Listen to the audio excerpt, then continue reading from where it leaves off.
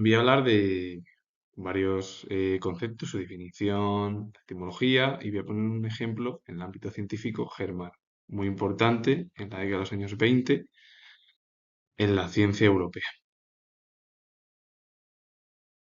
La fisionomía es el aspecto particular del rostro de una persona. Históricamente se refiere a la supuesta disciplina de inferir el carácter, la personalidad o el temperamento de alguien a través de sus rasgos faciales. En contextos modernos se usa para referirse simplemente a la fisionomía o semblante o el aspecto de algo, por ejemplo, un paisaje o una persona que te guste. Esos son ejemplos así. La etimología proviene del griego fisionomía, que se compone de physis, que es naturaleza o acción de crecer, y nogmos, el que sabe discernir, conocer o interpretar. Literalmente es conocer o interpretar la naturaleza del carácter a través de sus rasgos. Es como una interpretación de cómo lo que puedes interpretar, si es un paisaje, si es un cuadro, si es una obra, eso en un objeto. Si es en la persona, se refiere más al amor. Pero claro, mi opinión es, yo siendo historiador, si a alguien te gusta, la fisionomía, bueno, pues también es verdad que sí puede importar, pero como se dice y siempre se ha dicho, la belleza está en el interior. Así lo digo yo. La biomedicina es la disciplina que aplica los principios de las ciencias biológicas. La biología, la bioquímica, la biofísica, bueno, medicina clínica. Se enfoca en la investigación, diagnóstico, tratamiento y prevención de enfermedades utilizando herramientas científicas para mejorar la salud humana. Actúa como puente entre la biología básica y la práctica médica. La etimología es un término híbrido formado por la unión de dos términos. Por un lado, bio, que significa vida, que viene del griego porque deriva, y del latín medicina, que es el arte de curar. Literalmente significa la medicina de la vida o la aplicación biológica de la medicina. Porque la biomedicina es una ayuda para que la salud humana esté lo mejor posible.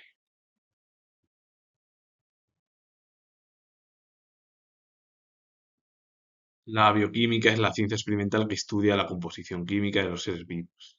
Las proteínas, los carbohidratos, los lípidos y los ácidos nucleicos y también los procesos químicos, que sea el metabolismo y las reacciones moleculares que ocurren en ellos. Buscan entender cómo funcionan los organismos a nivel molecular. Su etimología es una palabra formada por las raíces griegas y latinas. Es un híbrido como la gran mayoría de las palabras. Algunas son solo griegas, otras son latinas, pero la gran mayoría es una unión o una mezcla entre griego y latino debido a la herencia grecolatina o grecorromana.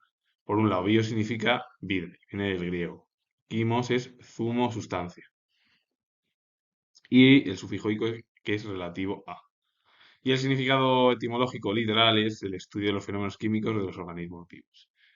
Quien acuñó el término fue el químico alemán Karl Neuberg en 1903, que voy a hablar de él, uno de los químicos más importantes de la década de 1920 en Europa y en Alemania. La biofísica es una disciplina interdisciplinaria que aplica los principios, métodos y teorías de la física para comprender los sistemas biológicos desde el nivel molecular y celular hasta todo el organismo. Estudia fenómenos como la estructura de las proteínas, la conducción nerviosa o la mecánica molecular.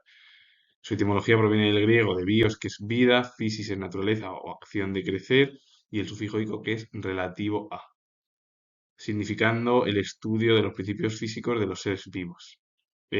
A su vez, luego derivó el término del griego, las lenguas ya modernas, como el francés, que de ahí viene biofísique, se tradujo al español, al castellano, como biofísica, y que se acuñó en el siglo XIX para estudiar los fenómenos biológicos mediante las leyes físicas. Carl Neuberg, que fue uno de los científicos más destacados del ámbito europeo y sobre todo de Alemania, fue químico alemán, pionero en la bioquímica, se le llamó o se le denominó el padre de la bioquímica moderna y uno de los bioquímicos más destacados de la década de 1920, durante la que fue propuesto al Premio Nobel. Una figura intelectual dentro de la ciencia que dejó huella importantísima en el ámbito